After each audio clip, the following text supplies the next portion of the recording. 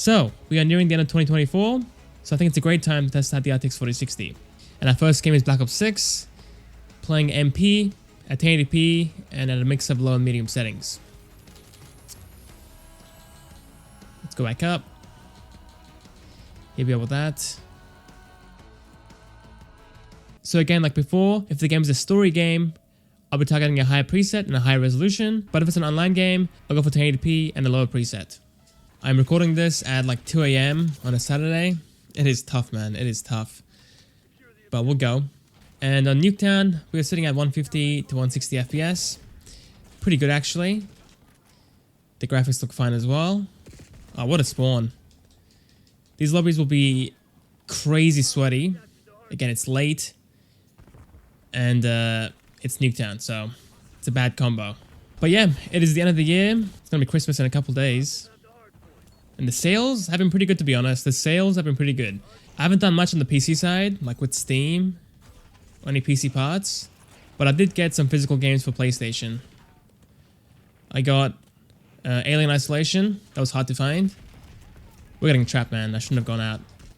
I got Alien Isolation. I got The Walking Dead, the completed edition from the Telltale games. What is this lobby, dude? And I got Sleeping Dogs. But yeah, 140 to 160 FPS. Feels fine. Looks fine. And obviously it's playable on this card. Alright guys, playing Rebirth Island. Wasn't obviously. And with the same settings as the last game.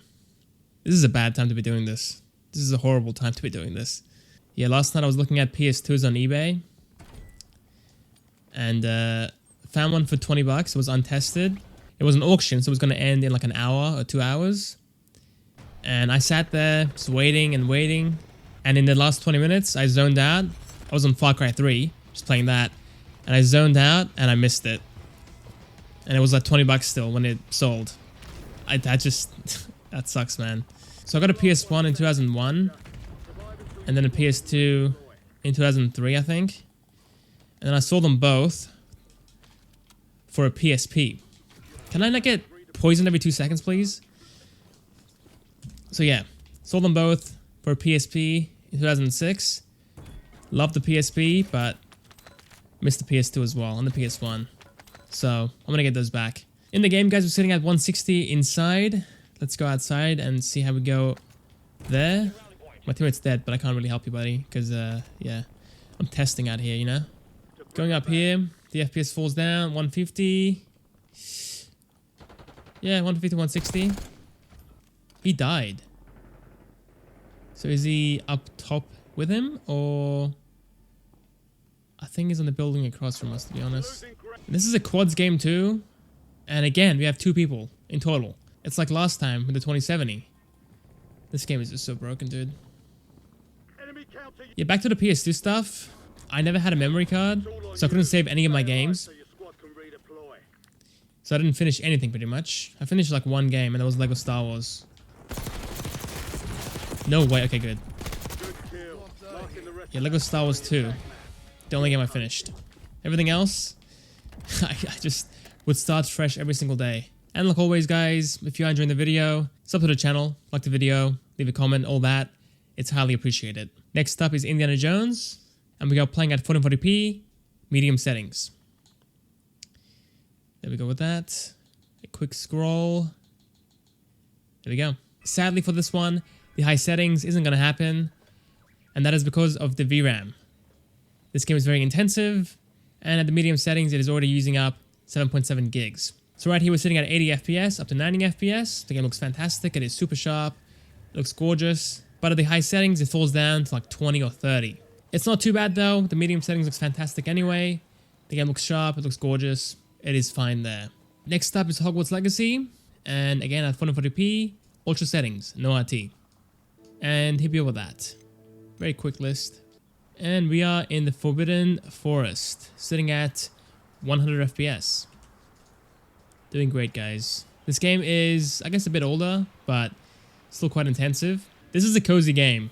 Like for Christmas time, it is very cozy. It goes through all the seasons.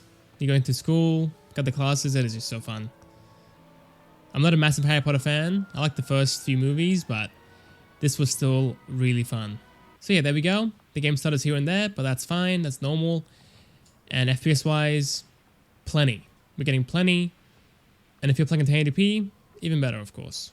And next up is Jedi Survivor at 440p, high settings, and with frame gen active as well. No RT. Okay guys, actually, there was an issue with DLSS, like always. So I'm forced to use FSR 3, but frame gen is still active. But yeah, right here we're sitting at like 90 up to 110 again, like Hogwarts Legacy. Game looks fine, sharp enough for sure, and the inputs feel fine as well. I can't dash it, that's right. So yeah, even though this game is very intensive with frame gen and DLSS, we're playing at a high resolution and at a high preset while getting good frames. It's too easy. This game was very easy, like the entire way through, but then the last boss fight is just a pain. A complete pain to burst that guy. And next up is AC Mirage, playing at 440p, very high settings. Here we go with that. Alright, see you guys in the game. And just like that, we are sitting at 110 FPS. And again, like always, the game is very sharp, it looks fantastic. If you can play at above 1080p, I would definitely do it. Flying up into the sky, mid 90s, high 90s, still plenty for a single player game though. And 4K should be doable as well, to be honest. We are way above 60 here.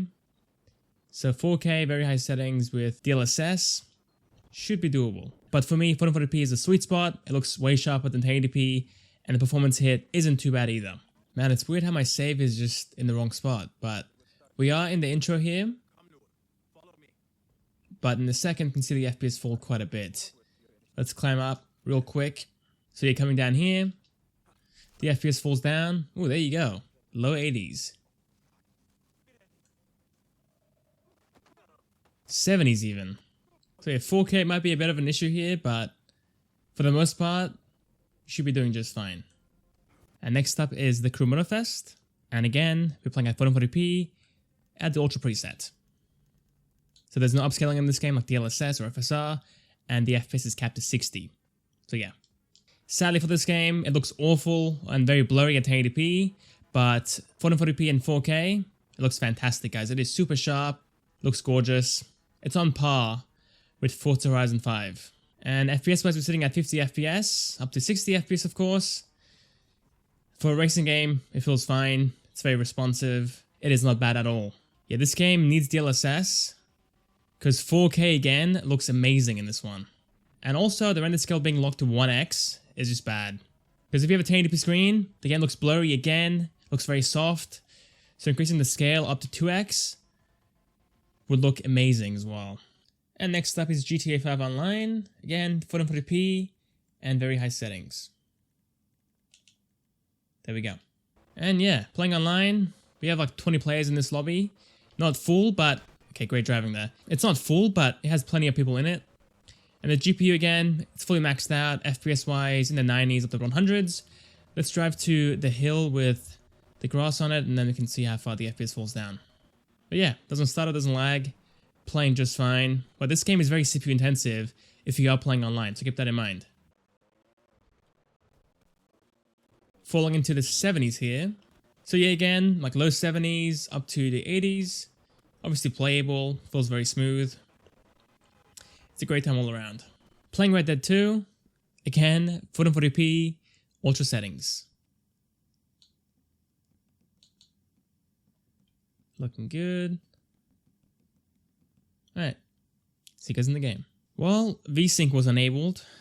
That's always fun, isn't it? But we are sitting at 70 FPS. 60 to 70 FPS, that is fantastic. Again, it is the ultra settings and playing at 440p, so it looks extra sharp.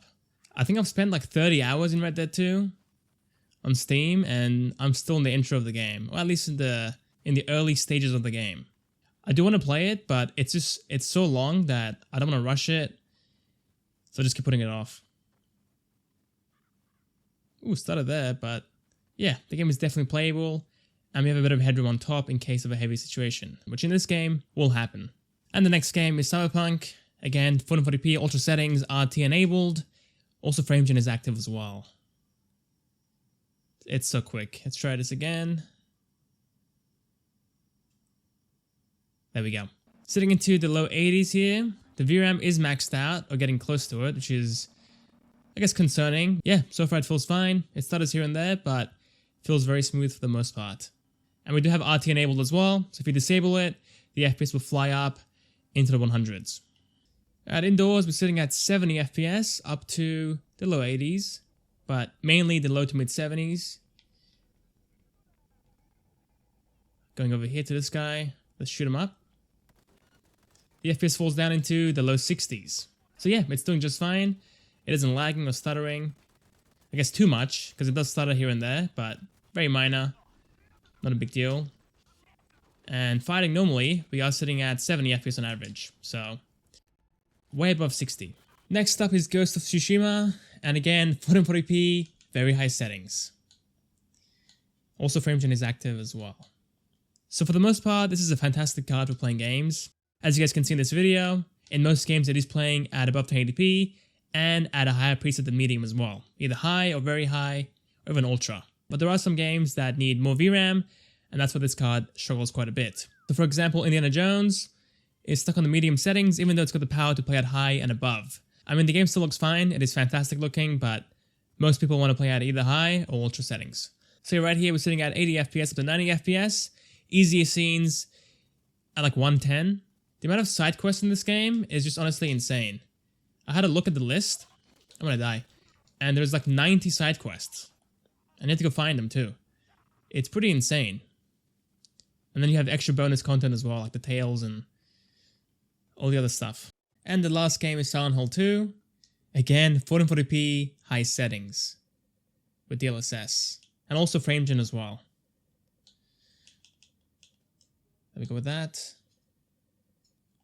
And in the game we're sitting at 70 FPS. It seems kind of low with frame gen active, but nope. If you disable frame gen, it falls into the 50s. And if you disable DLSS, it falls into the 30s. So we're gaining a lot from DLSS and frame gen here. And even now, there's going to be some scenes where the FPS will fall below 60 FPS. This game is very intensive, and at random times, or in certain areas, the FPS just tanks. Like right here in the clock room. So if you go in here, look to the left, there you go. High 40s and low 50s. So yeah, even now, it is not a stable 60 sadly. Is the game still playable? Of course it is. Playing at 50 to 60 FPS feels fine. Definitely playable.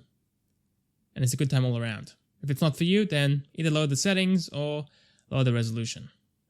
So yeah, that's pretty much it guys. That is the 4060 in 2024, I guess late 2024. I hope you guys enjoyed. Thanks for watching and I'll see you guys next time. Next video. See you guys there.